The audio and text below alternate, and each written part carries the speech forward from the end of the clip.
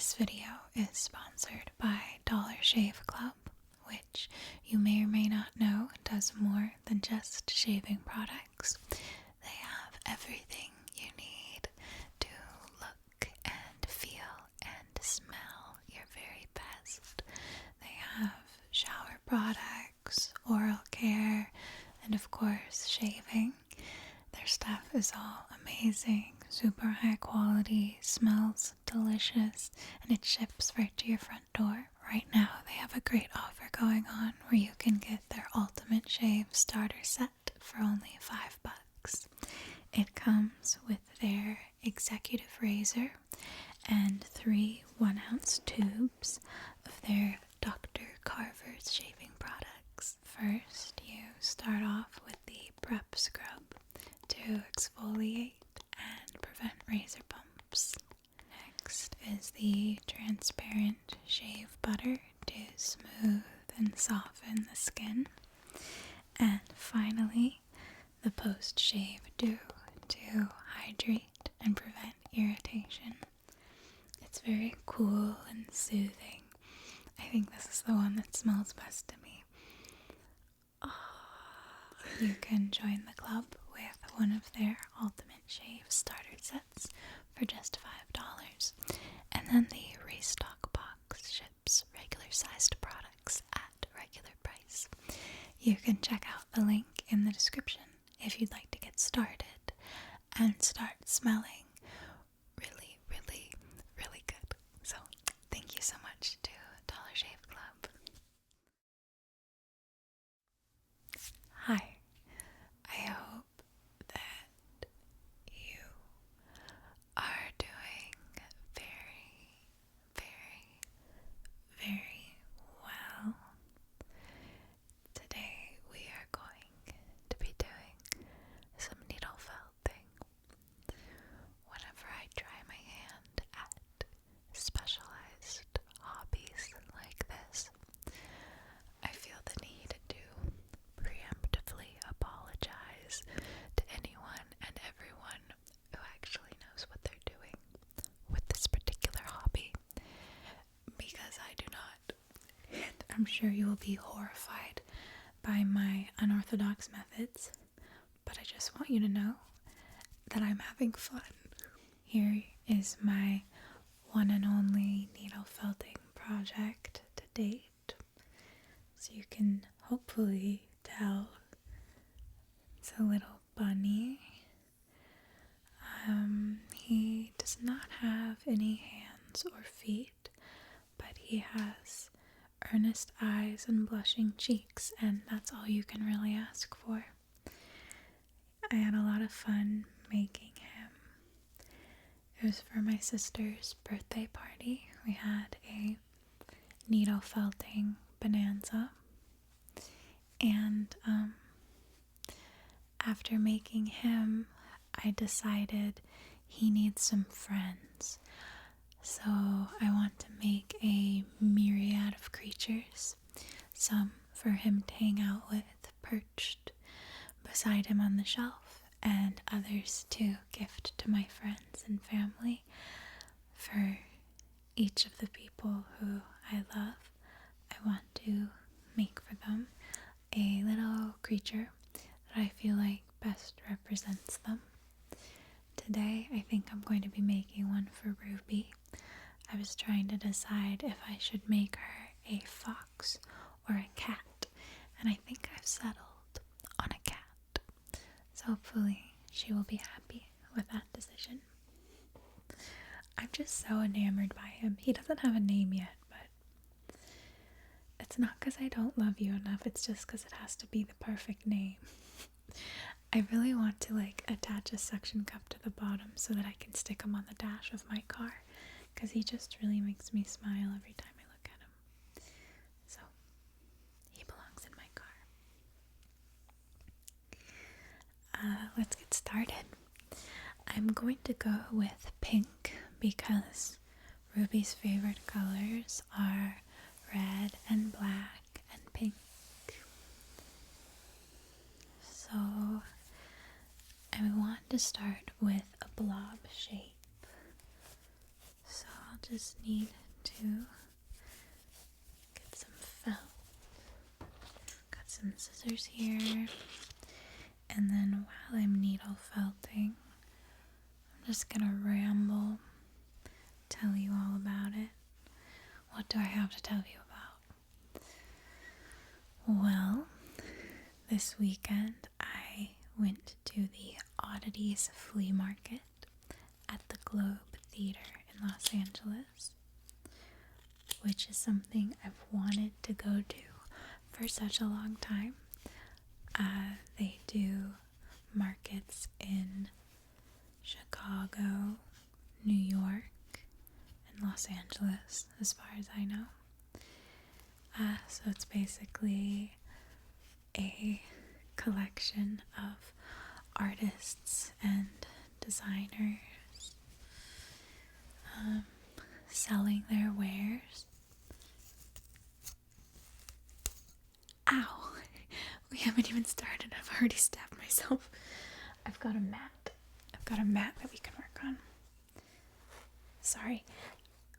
As I'm first starting out, I'm gonna have to be working down here.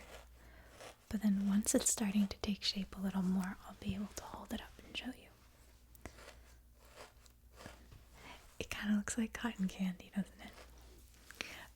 So yeah, I went to the Oddities Flea Market, and it was super cool because it was at the Globe Theater. It's a theater, obviously, and so it wasn't like Designer Con where it's just like this boring, big, gray convention center. It was ornate and like mood lighting and all of these nooks and crannies, and there was, in theaters, how there's the upper levels overlooking the stage. You could go, there were booths up there. There was an underground layer full of booths. Even up on the stage was covered in booths. And all sorts of interesting people to look at there. Almost everybody was dressed up in some sort of obscure way, whether it was Gothic or Victorian. So, just a lot of fun. One of my friends who I went with, I really admire her for how outgoing she is.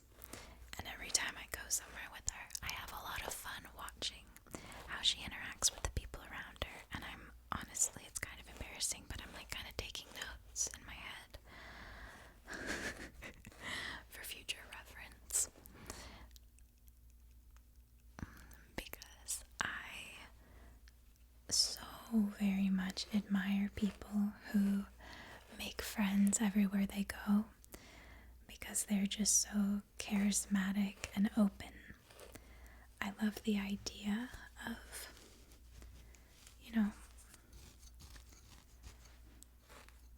having random positive interactions with strangers, but I'm just full of a lot of fear, and I think that even when I don't mean for that to come across, it still does, and I just kind of make everybody feel awkward unnecessarily. Whereas she is just like this pure ball of light and love and joy and confidence, and people can feel that and gravitate towards her because of it.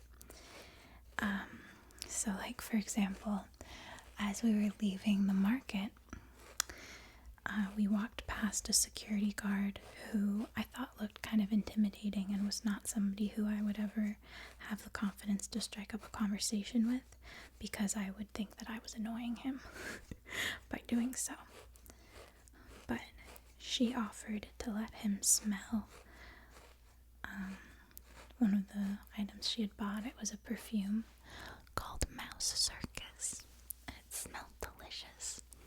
She asked him if he wanted to smell it, and he looked kind of skeptical, but she held it out for him, and he smelled it, and he said, "Damn girl, you better watch out, somebody gonna eat you up." And they shared a laugh over it, and I just thought it was so cute and so cool. she probably made his day. He was probably bored out of his mind, and I'm sure he really appreciated having somebody actually notice him and reach out and have that interaction with him. So, I don't know. That's something that I would really love to get better at, is being open enough to have those kinds of interactions with people.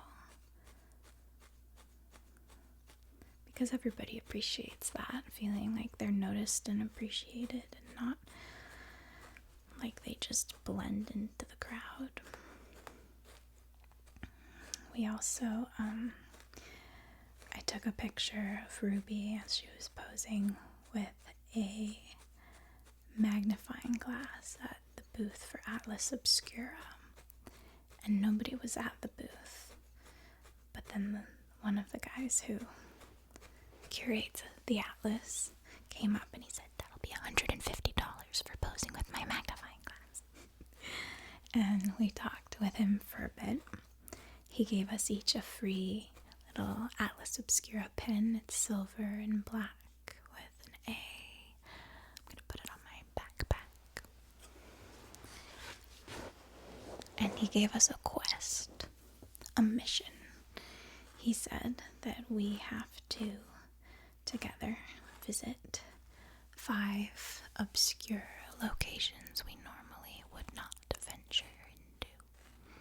And he actually gave us 3 and said that I had to pick the 4th one and Ruby had to pick the 5th one. And I have it in the group text, the three other locations he gave us, in case you're curious or would like to visit them yourself. And let's see what they are, shall we? It's the Philosophical Research Society, the Museum of Jurassic Technology, and the Bunny Museum. He didn't tell us much about the first 2, but the Bunny Museum, he said, came about because there's this couple who, on their very first date, he brought her a stuffed bunny as a gift. And then they fell in love. And every single special occasion or anniversary, they would give each other bunny-related memorabilia until their collection grew to over 40,000 bunny-related items. So they turned their old home into a museum you can visit and admire the multitudes of bunny memorabilia. So I'm really excited to visit that one in particular. He was a really fun person to talk to. Does it look like a cat yet? Oh, please say yes. I guess something else I can talk about is that in July I will be attending VidCon. I've gone to VidCon once before. It was in 2015.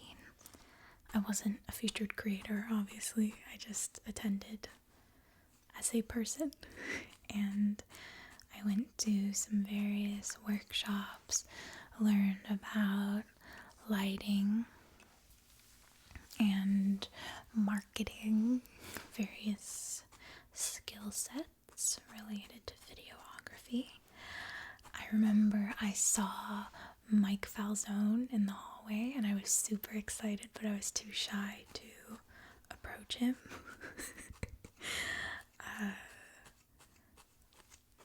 I remember it being fun but very overwhelming, so I never went back.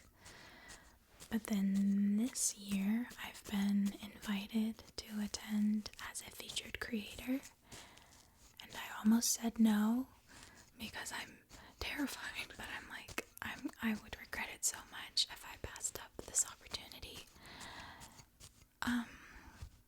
Just because I'm scared, like that's stupid. So I'm going as a featured creator this year. I'm going to be doing 2 panels. I'll be doing an ASMR panel with Angelica, Maddie Tingles, and ASMR darling. So I'm super excited to see Angelica again. Hopefully we will have the chance to film together some more. Last time I got to meet her in Santa Cruz, and we went to some antique stores on the boardwalk and stuff. And I'm really excited to meet Maddie and Taylor. Brad and Claire from Bon Appetit are also going to be there.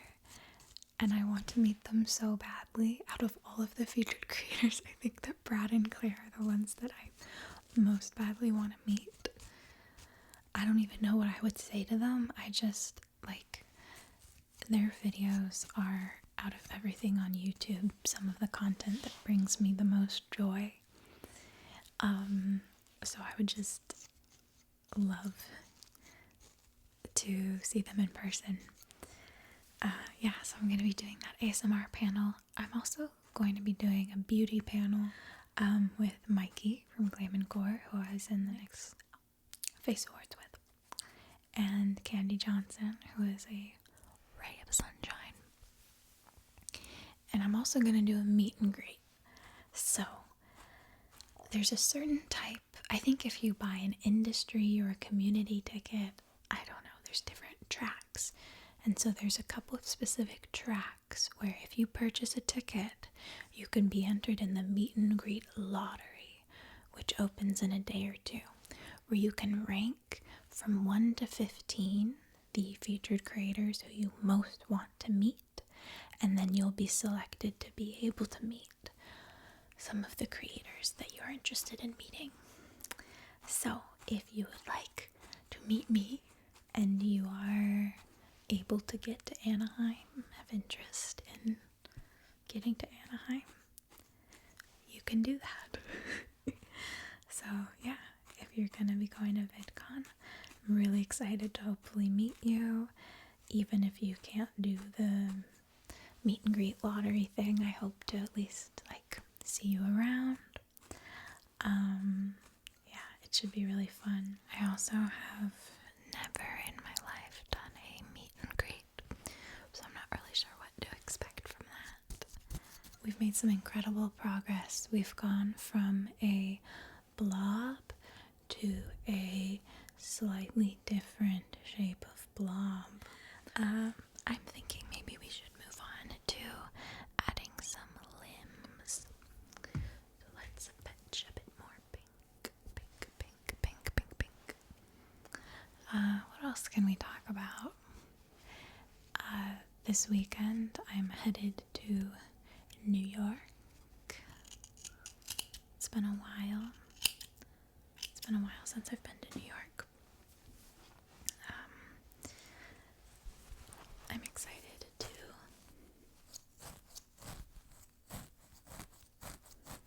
go back to Times Square and Central Park. My aunt and uncle just got a new golden retriever puppy. We're going to be visiting, so I think that is what will be occupying most of my time. If you are local to New York or have visited a lot before, let me know if you have any recommendations for places to check out in the city. I've been a couple of times, but I'm not obviously all that familiar.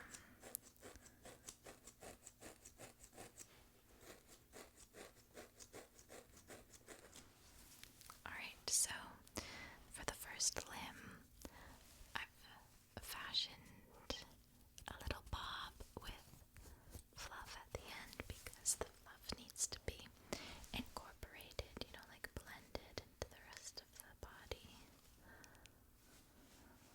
That looks weird.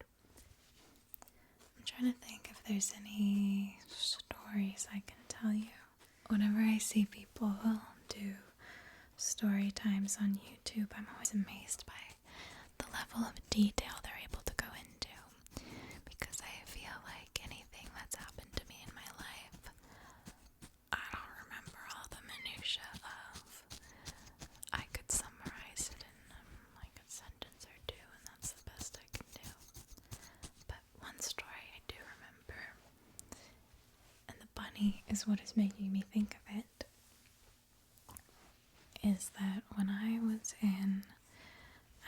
elementary school, maybe second or third grade.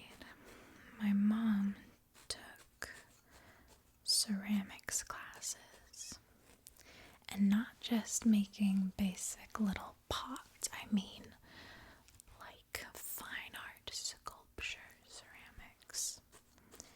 And sometimes if the babysitter wasn't available, she would take me with her to her ceramics class. And that was the highlight of my life. I thought that was so cool. That I got to be involved in the grown-up shenanigans. It was so much fun to see the art that all the different students were working on, and to see the kilns and the paints and the clay. So I would sit beside my mom and watch her sculpt away. And with her discarded scraps of clay that would fall down onto the table as she was carving at her piece, I would fashion my own pieces. And one I remember making was a bunny. I made a layer of grass, I made a bunny, and I made a tree. And I remember this man in the class passed by and he looked at my work and he said, "Is that a race car? That's a very nice race car." And I said, "No, it's a bunny." I was gravely offended. But anyways, for months and months and months that she was in this class, she was working on this life-size sculpture of a woman who was kneeling and had her arms cradled like this and was holding a baby. And when I say life-size, it was life-size, and it was realistic. It was not a stylized piece. It looked like there had been a woman kneeling there holding a baby, and Medusa had turned her to stone. It was incredible. She's really talented. So I'm starting to realize this might not be a good story to tell for a relaxation video, because it's a very bad memory, but we're too far in to back out now, so let's keep trudging on, shall we? So she'd been working on this piece, sculpting it in clay, and then firing it, painting it. It was gorgeous. And by the time she was finished with this class, it was proudly displayed on a table next to a couch in our living room. And then a few years later, it was my older sister's birthday, and I decided I wanted to surprise her for her birthday by decorating the house with streamers and balloons. So I climbed up onto the arm of the couch in order to reach the ceiling, and I had my streamers and my balloons and my tapes, and I was in a decoration frenzy, draping everything from wall to wall, ceiling to floor. But I was pretty precariously perched on the arm of that couch, and I slipped, and I fell right on top of that gorgeous sculpture, knocking it off of the table and onto the floor, shattering it into a million bazillion shards of ceramic. And I remember my mom coming running into the room because it was a tile floor, so falling onto a tile floor could go very badly if you don't land quite right. And I was totally fine, but obviously the sculpture was not. And I just remember her being nothing but relieved that I was okay,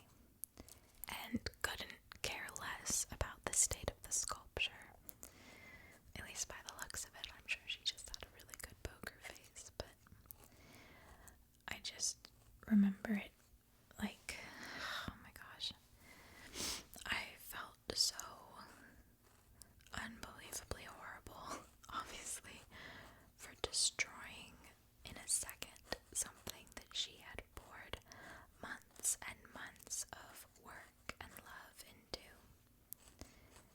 And she, it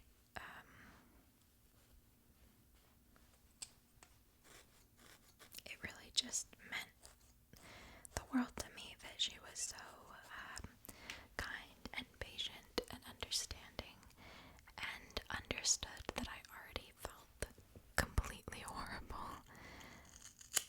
And instead of getting angry or frustrated or yelling at me, she just said, "It's okay, I'm just glad you're alright."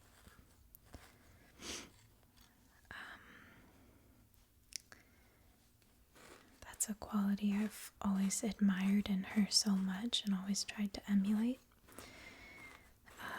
Just that level of forgiveness and understanding, patience. Obviously, there has to be a limit to that. She had every right to be angry and sad and upset in that moment, and I'm not saying that you shouldn't, that you don't have a right to your emotions. I just mean that I think it's really something special and amazing to have that level of kindness and patience with people when you know that they didn't have ill intent. I think about that sculpture all the time, though, probably even more than my mom does. I can see it so perfectly in my mind, and I really wish it still existed and wasn't dust now. Thankfully, we have a lot of other art that my mom created over the years. I wish we had that one, though. That one was probably my favorite. I've got this little arm here. I'm going to spread out the fluff at the end so we can blend this into the rest of the body. Like so. Kind of want it to be angled downward though, like this. Just start adhering that to the body, one little pinprick at a time.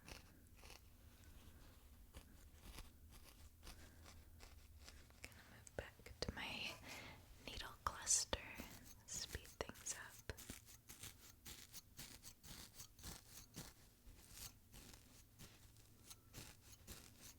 Okay, and then the other arm. I've got wool fluff on my face.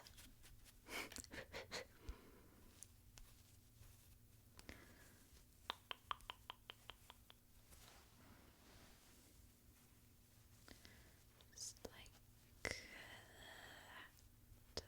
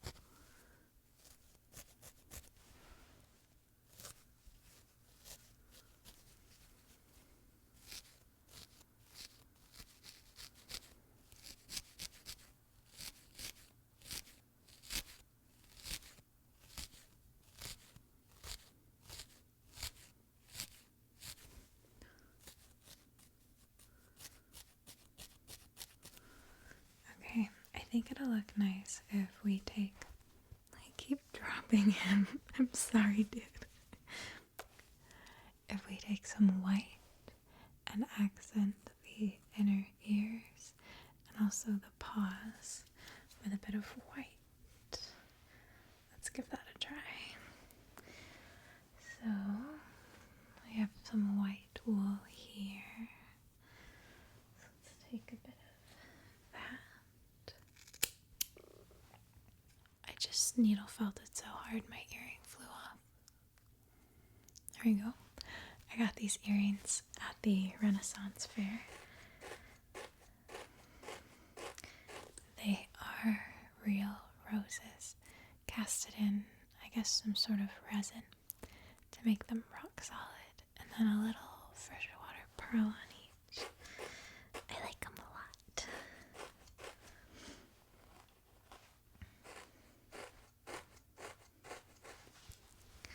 So I'm just stabbing away at this.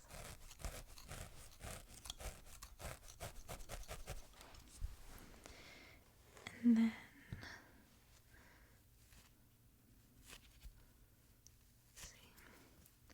I'm going to snip it into two.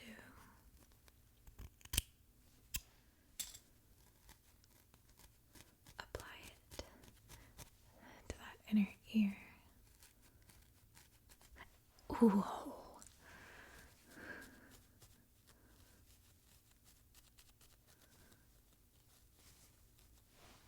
Gotta go back to the mat.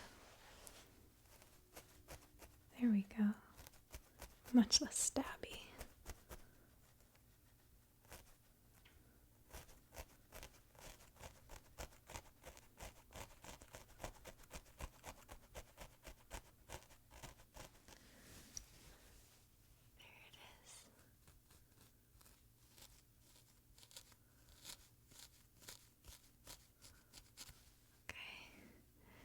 And the other side. Oh no, where'd my other little tuft of white go?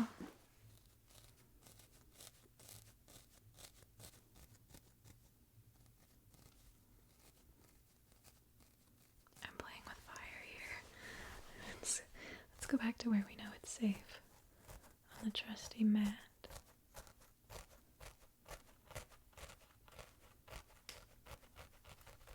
There we go. We've got those nice white inner ears, and also applying all of the pinpricks to the base of the ears, I feel like has given them a nice sort of downward curl. Gives some more personality to the kitty. Now let's add some white. Well, maybe not to the paws. Let's do a face.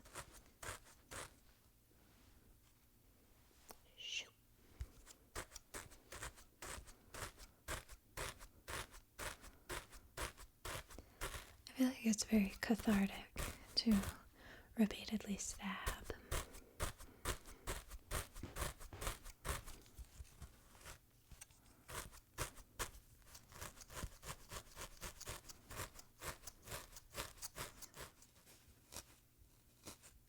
It's going to look scary at first, but the more we pinprick, the more focused the area of color will become. So you can see that.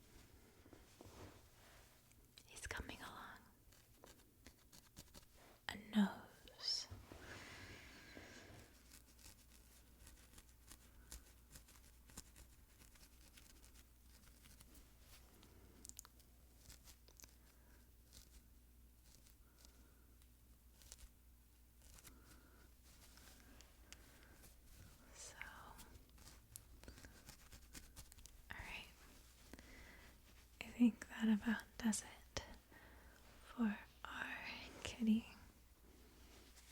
Bunny now has a pal. I really hope that you enjoyed working on this with me. Thank you so much for watching. I hope you have a very good